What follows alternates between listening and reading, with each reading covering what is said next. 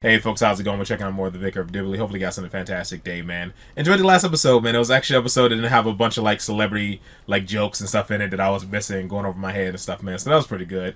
And just also overall it was a good story, man. I'm coming together to try to find money to replace the window and stuff after the storm. And again, it shows how charmer she is. That she was able to convince a business guy who's pretty tight-walleted, like he said, that he's cheap and all that jazz. And she was able to convince him to donate to a cause like that. And then he didn't get too upset that she didn't spend the money on the stained glass window. She just got a normal window and sent the rest off the charity. I forgot what he said. He said, "You clever bastard," or something. That's really all he said to her, so he didn't get too upset. But overall, man, I really enjoyed the last episode. Let's just go ahead and jump into this one, folks. And we'll talk about it more at the end.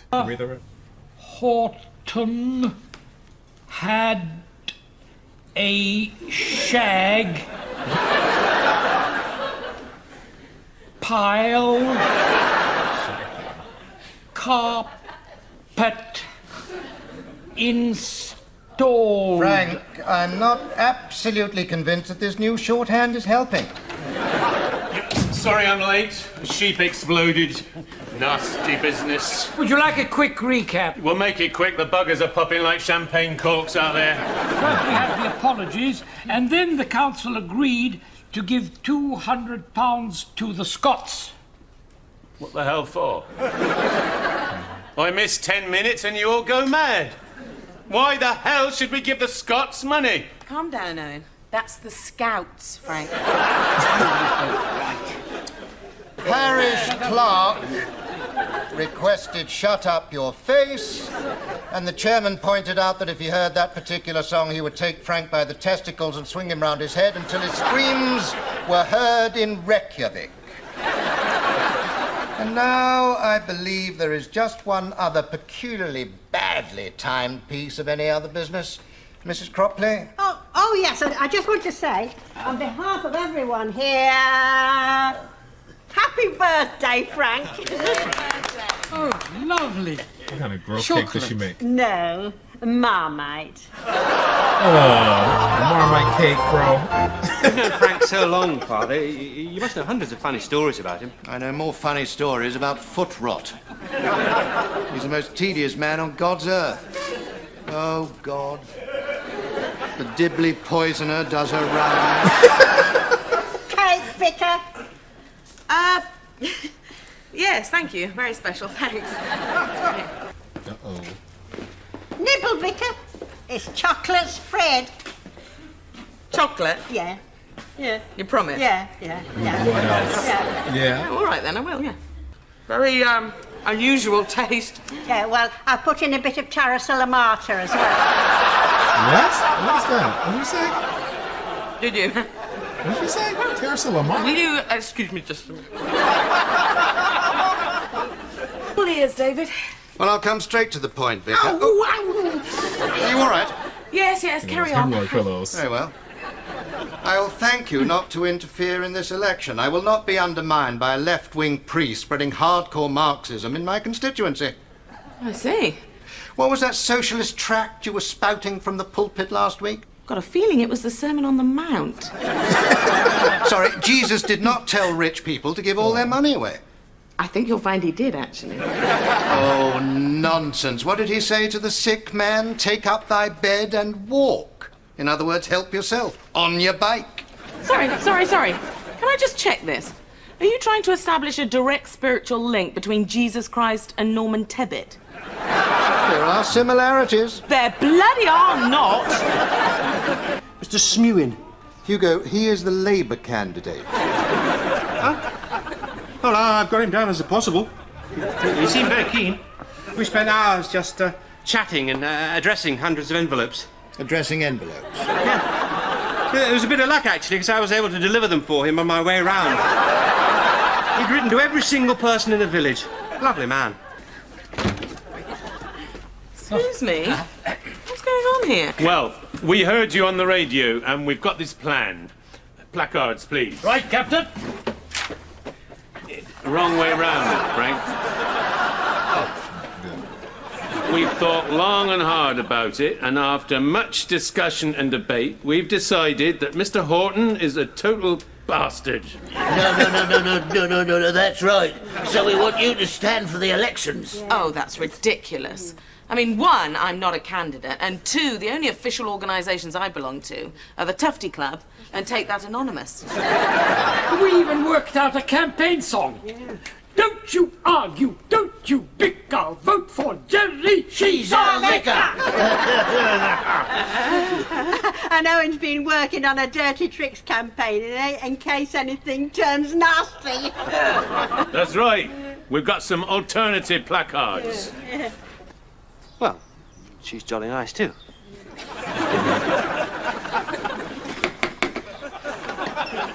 Hello, David. Something wrong? Yes, there is a tiny hiccup.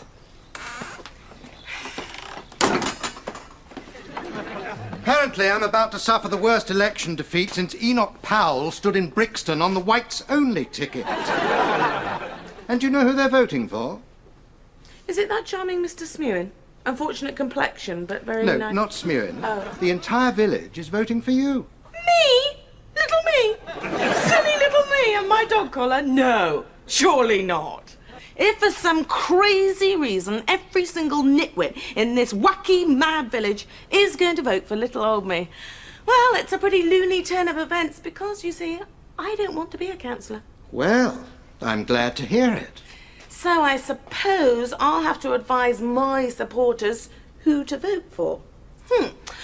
Well, on the one hand, we've got Kevin Smewin, short, face like an international sport convention, about as much charisma as a pair of nylon underpants, but with a very good heart.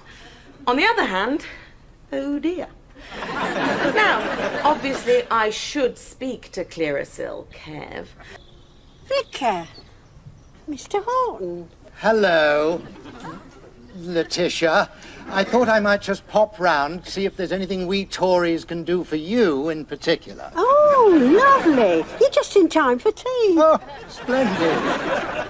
Another slice? Oh, yes, please. Who would ever have thought that raspberry and roast potato would make such a tasty combination? Every year, Mildred and I ask for a small grant for a bus. Every year we get turned down. Utter madness. You know how much I believe in the Women's Institute. If the sex change operation were cheaper, Letitia, I would actually become a woman on my 60th birthday in order to join that fabulous organization. Parsnip brownie?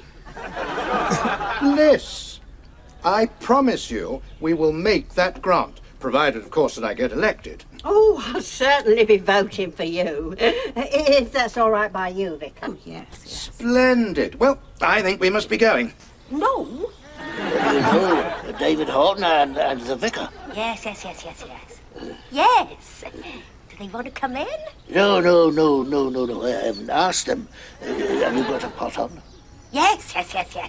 No. I can put one on. Would you like some tea? Oh, Mr. Horton, sir.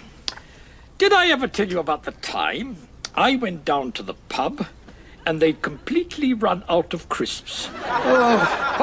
Only That was 1,000 my times. reaction. Pork scratchings, they had hundreds of them. Peanuts, lots. But crisps, not one. And I'm told really very attractive to a certain kind of lady. Yes, it's a shame that we don't get more bold women round here. Any other business? Yes, regarding the district council elections. You'll be getting my vote, Mr. Chairman, don't you worry. Frank, the election was yesterday.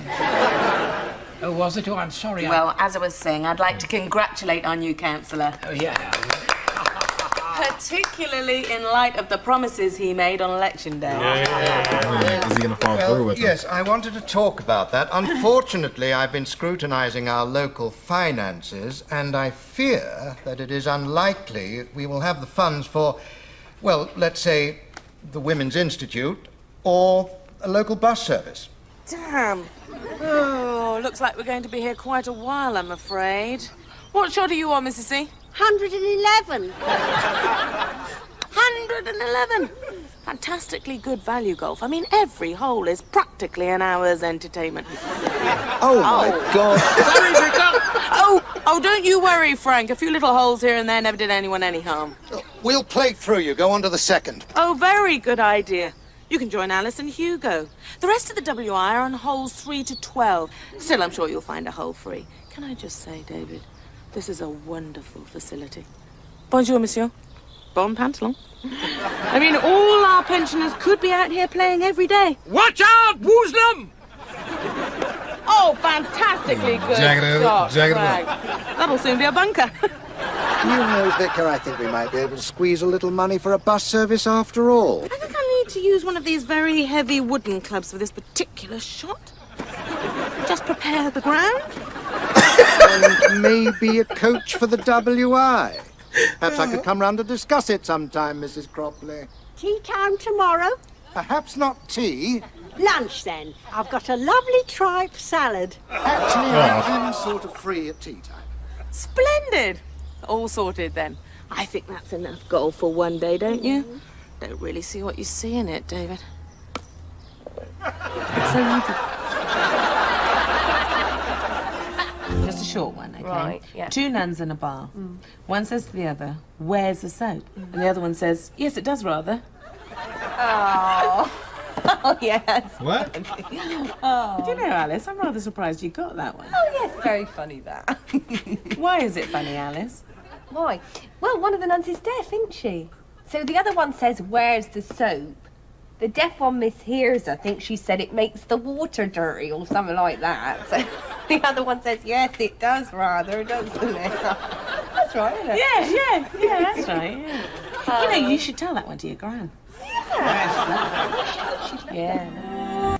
All right, man. Into the episode, I definitely missed I think there's maybe 4 or 5 celebrity jokes in there I missed, or like references in there. The last episode that I watched had the least amount of like celebrity jokes. Yeah, I enjoyed that. That didn't go over my head, but I think there's maybe 4 or 5 in here that I missed. I'd say maybe 4 or 5 celebrity jokes and maybe 1 or 2 political jokes, which are kind of celebrities too because they're in like, you know, the public eye. But all the jokes I did get, I enjoyed, you know. And I had a feeling I'm like, dude, he's kind of crummy, so I'm pretty sure he's going to play them and not follow through with his promises, man, because he's going to also have vacations and stuff like that. And I guess she said she didn't want the council position, so she had to find a way to still get things done. And she went around like, you know, she wanted him to sit down and promise everybody individually, but I'm like, this dude still, I don't think that's enough to make this dude get things done. Which, yeah, it kind of makes sense the way it played out with him saying like he don't think anything's in the budget and how they had to go to the golf course and kind of like destroy something he loves to get him to actually follow through with his promise. Definitely played out the way it should have. You know, that makes sense. This person showed Frank's wife too, man. You know, he goes, no. She goes, yes. So I guess it shows why they were to stay together for so long. But it must be pretty hard to have a conversation in the house. I guess you just kind of get used to whatever weird tics your partner has, so it's probably not that hard. And also, I don't think he promised to fix the roofs, though. Did he? He promised to do the bus thing, like to have actual, you know, public transportation, and then also to have the women's transportation as well. But I don't think he promised to fix everybody's roof before they left the golf course.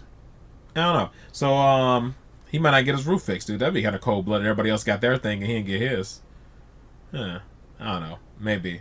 I don't know, man. This is a decent episode, dude. Like I said, a few jokes went over my head, but other than that, everything was decent. And I missed the last joke. I didn't get the last joke. You guys had to explain it to me. The whole soap thing, I don't know. Maybe I just had to listen to it again. Maybe I get it. I don't know what's going on. All right, folks. That is it, man. That is all for this one. Hopefully, you guys are happy, safe, and healthy. I'll see you in the next one. Later.